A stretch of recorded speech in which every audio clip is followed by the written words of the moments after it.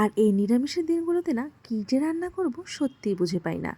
ঘরে ছিল কিছু পুঁই শাক আর ছিল মিষ্টি কুমড়ো, আলু, বেগুন। তো সেই দিয়েই আজকে বানিয়ে নিয়েছি পুঁই শাকের চচ্চড়ি। তো চলুন দেখে নেওয়া যাক এই পুঁই শাকের চচ্চড়িটা কী করে আমি তৈরি করে নিয়েছি। যার জন্য নিয়েছি এখানে কিছুটা পরিমাণে কোয়াশ, নিয়েছি এখানে বেগুন। এই বেগুনগুলিকে ঠিক এইভাবে করে মোটা করে কেটে নেবেন। নিয়েছি মিষ্টি কুমড়ো। এই মিষ্টি কুমড়োগুলোকেও একটু মোটা করে বড় করে কেটে নেবেন, যাতে সহজেই কিন্তু এটা গলে যায়। আর নিয়েছি আলুগুলিকে আমি ঠিক এইভাবে লম্বা করে কেটে নিয়েছি পুঁই ডাঁটা। আর পুঁই ডাঁটাগুলিকে মাঝখান থেকে চিড়ে নেবেন। আর নিয়েছি পুঁই শাক আর 4টের মতো চেরা কাঁচা লঙ্কা। তো এই পুঁই শাকের চচ্চড়ি বানানোর জন্য কিন্তু আমার সমস্ত সবজি কেটে নেওয়া হয়ে গেছে। অন্যদিকে বসিয়ে দিয়েছি একটি কড়াইটিকে খুব ভালো করে গরম করে নেব। এরপরেই দিয়ে দেবো সর্ষের তেল। আর তেলটি গরম হয়ে আসলে তাতে ফোড়নের জন্য দিয়ে দেবো তেজপাতা, শুকনো লঙ্কা। আর এই তেজপাতা, শুকনো লঙ্কা দুটোতেই কিন্তু আমি চিড়ে নিয়েছি কিছুটা পাঁচফোড়ন। আর এখানে পাঁচফোড়নের পরিমাণটা একটু বেশি পরিমাণে লাগছে। এই ফোড়নের মশলাটিকে খুব ভালো করে ভেজে নেওয়ার পরেই কেটে রাখা এক একটা সবজি আমি দিয়ে দেবো।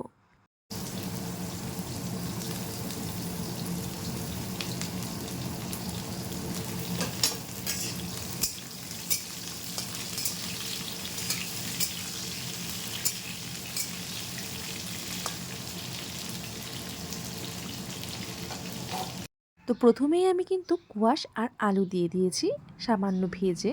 তাতে দিয়ে দেব কেটে রাখা মিষ্টি কুমড়োগুলি। আর এই সবজিগুলো কিন্তু খুব বেশি ভাজবো না, হালকা করে ভেজে নেব। আর অবশ্যই কিন্তু আমার এই ভিডিওটি প্রথম থেকে শেষ পর্যন্ত দেখতে হবে। আর না হলে কিন্তু সত্যিই বুঝতে পারবেন না যে এই পুঁই ডাঁটার চচ্চড়ি কিংবা পুঁই শাকের চচ্চড়িটি কত সহজেই রান্না করে নেওয়া যায়। তো আপনাদের মধ্যে হয়তো অনেকেই এই পুঁই শাকের চচ্চড়িটি তৈরি করে থাকেন, তবে একবার হলে কিন্তু এই স্টাইলে পুঁই শাকের চচ্চড়িটি তৈরি করে দেখতে পারেন। খেতে কিন্তু সত্যি দারুণ লাগে। এবারে দিয়ে দেবো কেটে রাখা বেগুনগুলি আর দিয়ে দিচ্ছি চিড়ে রাখা কাঁচা লঙ্কাগুলি। এই সমস্ত সবজিগুলিকে আমি আবারও হালকাভাবে ভেজে নেব। আর অবশ্যই এই অবস্থায় কিন্তু আমি গ্যাসের আঁচটিকে মিডিয়াম টু লো ফ্লেমে রেখে পুরো রান্নাটি করে নিচ্ছি। আর তাছাড়া এই পুঁই শাক দিয়েও কিন্তু আরও অনেক ধরনের রেসিপি তৈরি করে নেওয়া যায়, আর সেটাও খুব সুস্বাদু হয়। আর সেই সব রেসিপি যদি আপনাদের দেখার ইচ্ছা হয় তাহলে অবশ্যই আমাকে কমেন্ট করে জানাতে পারেন। আমি সেই সমস্ত রেসিপি অবশ্যই আপনাদের সাথে শেয়ার করে দেব। দিয়ে দিয়েছি কেটে রাখা পুঁই শাকগুলি। এই পুঁই শাকগুলি দেওয়ার পর সমস্ত সবজিগুলির সাথে খুব ভালো করে মিশিয়ে নেব এবং কিছুক্ষণ সময়ের জন্য নেড়ে চেড়ে নেব।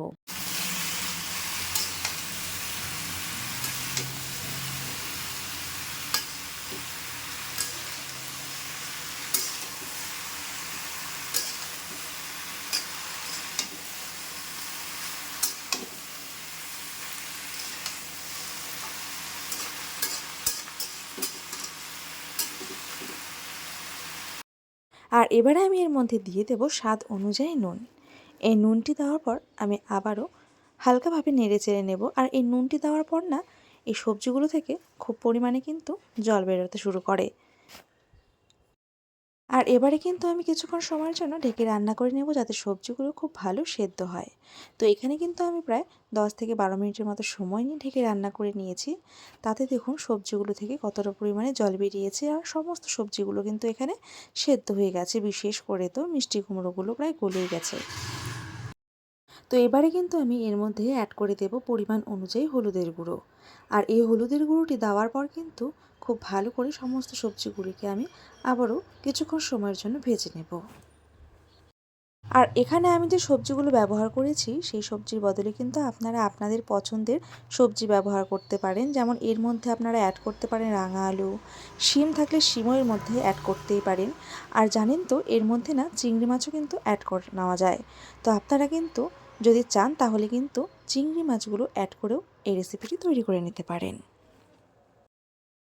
তো এখানে কিন্তু দেখুন সবজিগুলো অনেকটাই ভাজা হয়ে এসেছে। এবারে আমি এর মধ্যে অ্যাড করে দেবো কিছুটা গ্রেভির জন্য উষ্ণ গরম জল, কারণ এই রেসিপিটি না একটু রসালো, একটু মাখা মাখা না হলে ভালো লাগে না, যার জন্য এখানে আমি জলটি অ্যাড করছি। এই জলটি দেওয়ার পর আমি আবারও কিছুক্ষণ সময়ের জন্য নেড়ে চেড়ে নেবো আর কিছুটা সময়ের জন্য কিন্তু ফুটিয়ে নেব।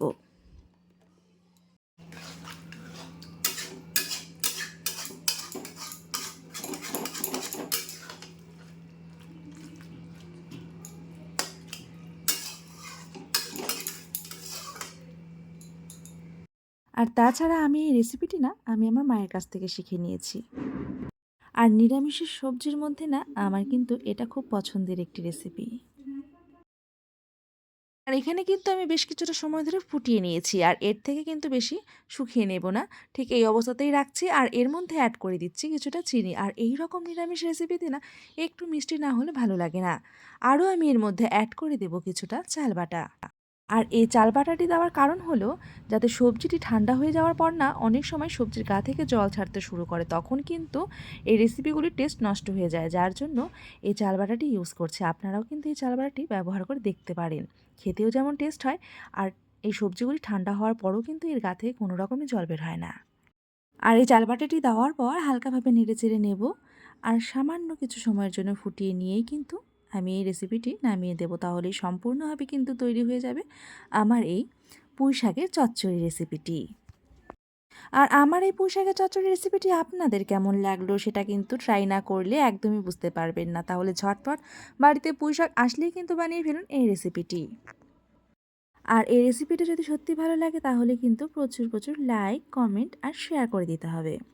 আর তাছাড়া আপনারা যেভাবে আমার পাশে রয়েছেন, আমার চ্যানেলের পাশে রয়েছেন আর সেভাবেই কিন্তু আমাকে সাপোর্ট করে যাচ্ছেন।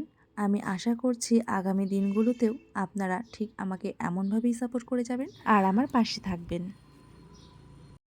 আর সত্যিই কিন্তু নিরামিষের দিনে যদি দুপুরের লাঞ্চ কিংবা ডিনারের মেনুতে এই রকম পুঁই শাকের চচ্চড়ি থাকে তাহলে কিন্তু কোনো কথাই হবে না। তো আমার তো এই পুঁই শাকের চচ্চড়ি খেতে দারুণ লাগে। তো তোমাদের মধ্যে কাদের কাদের এই পুঁই শাকের চচ্চড়ি খেতে খুব ভালো লাগে তারাও আমাকে কমেন্টের মাধ্যমে জানাতেই পারো। তো আজকের মতো আমি এখানেই শেষ করছি। আবারও দেখা হবে অন্য কোনো রেসিপির সাথে।